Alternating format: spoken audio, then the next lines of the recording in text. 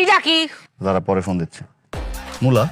ওটা তো আমিও দেখতে পাচ্ছি। এটা লেঞ্জুর কই, ঝুটি কই? আরে ঝুটি ছাড়া কিনছি, ঝুটি থাকলে ওজন বেশি হয়, এজন্য ঝুটি ছাড়া ওজন কমানোর জন্য কিনছি। তাই বলে সব মূলা প্রতিবন্ধী এটা সুস্থ মূলা কিনা গেছিল না? হ্যাঁ, এর চিকিৎসা কি আমি করব? রান্না করলে তো সবই এক, আঁকা বাঁকা হলে সমস্যা কি? চোখের দেখে একটু সুস্থ মূলা আলাদা ছিল না? আর এই বাড়িতে যে মূলা ঢোকা নিষেধ, এটা কি ভুলে গেছে নিজে?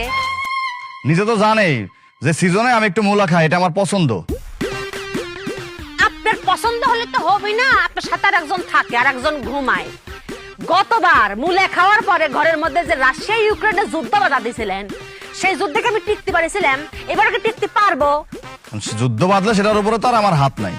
নিজে যে হাত দিয়ে যুদ্ধ করেন না সেটা আমি খুব ভালো করে জানি, আর যেটা দিয়ে যুদ্ধ করেন ওটা তো সামলান যায় না। আচ্ছা ঠিক আছে, কন্ট্রোল থাকে না, আমি বিকল্প একটা পদ্ধতি ভাবছি। কি পদ্ধতি? মুলা ওইটা দিয়ে মাখায় খাবো।